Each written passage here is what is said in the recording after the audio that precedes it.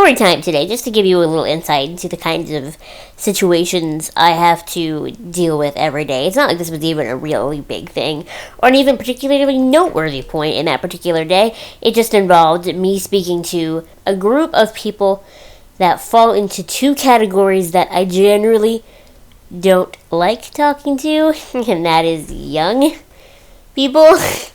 Even when I was a very young person, I didn't really like other young people, and boys.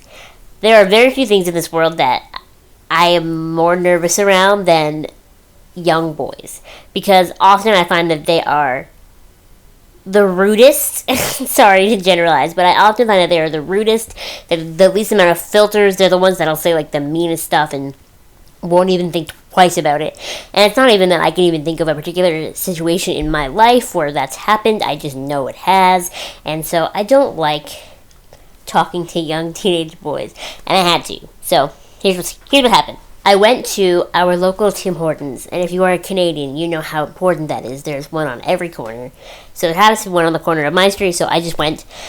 And so I went, and I was in line, and I paid, and I went to leave. And as I went to leave, this group of 3, like, young teenage boys come in. So I would say there were 3 of them.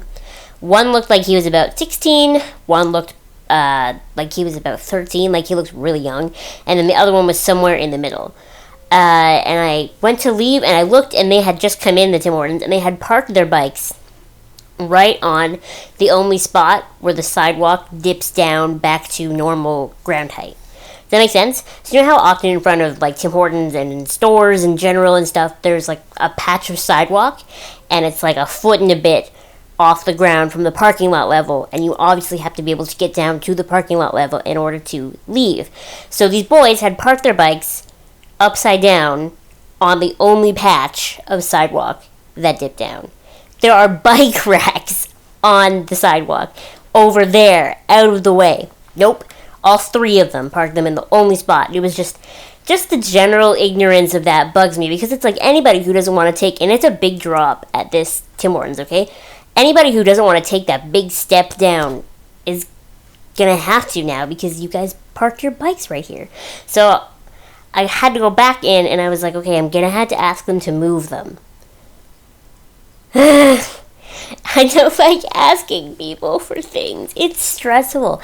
Going up to strangers and asking them to do things, even if it's just to benefit you, is stressful. And it's a situation in that scenario where I shouldn't have to ask anyway, and I shouldn't be stressed about asking, because it is something that I need, that they have now created a problem for me. And like, really, it is my right to be able to leave a place. You know what I mean?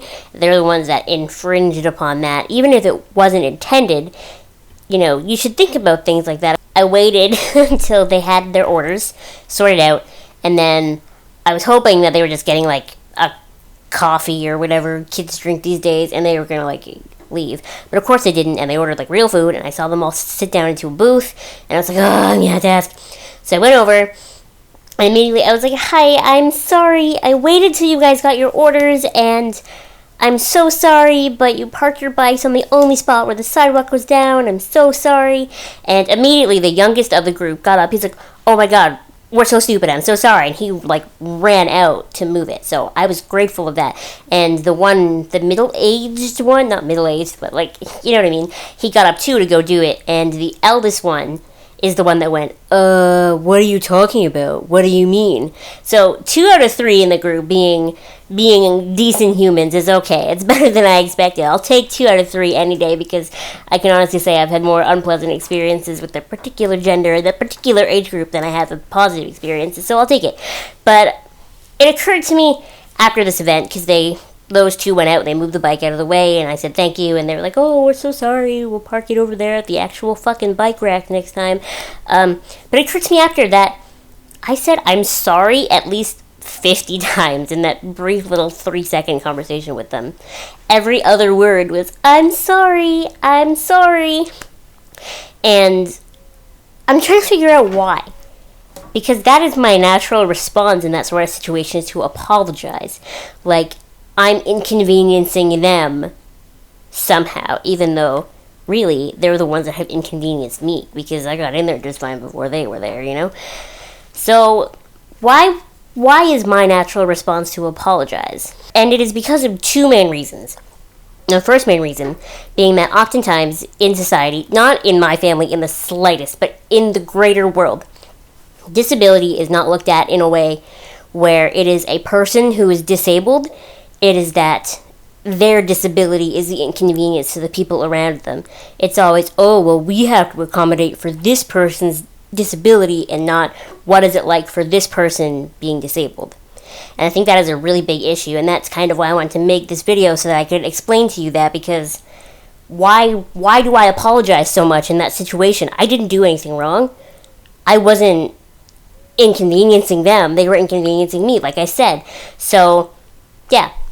And the other reason is, again, because I'm not a particular fan of that age group in general. They're usually the ones that are not nice. So my hope is that by apologizing a million times, I'm going to A, keep them nice to me, and B, hopefully I can shape their minds a little bit, because I like that maybe that situation there was their first experience with someone with a disability coming up to them. You know what I mean? A lot of people deal with people with disabilities in their classes and stuff at that age, but they don't even really have to interact with them.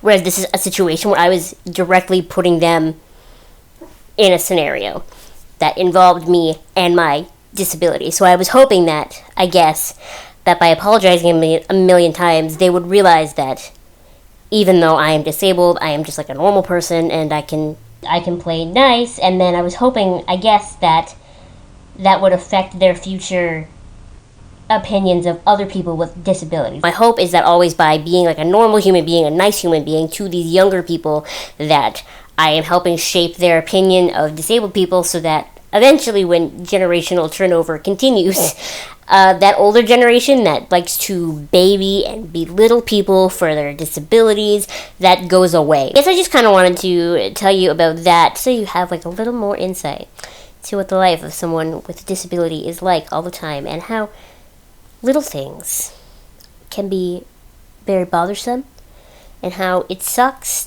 to unintentionally apologize for things all the time. And I'm really working on breaking that habit, honestly. This video was a lot more rambly than I ever intended it to be, and I'm so sorry for that. But thank you so much for watching. If you have any questions or comments, please leave them below, and any requests for future videos, that'd be rad. I'd also love to do another Q&A video at some point soon, so you can send me questions about anything, including beauty stuff or life stuff or Sailor Moon stuff, whatever. You can leave them below, and I will see you guys next time. Bye!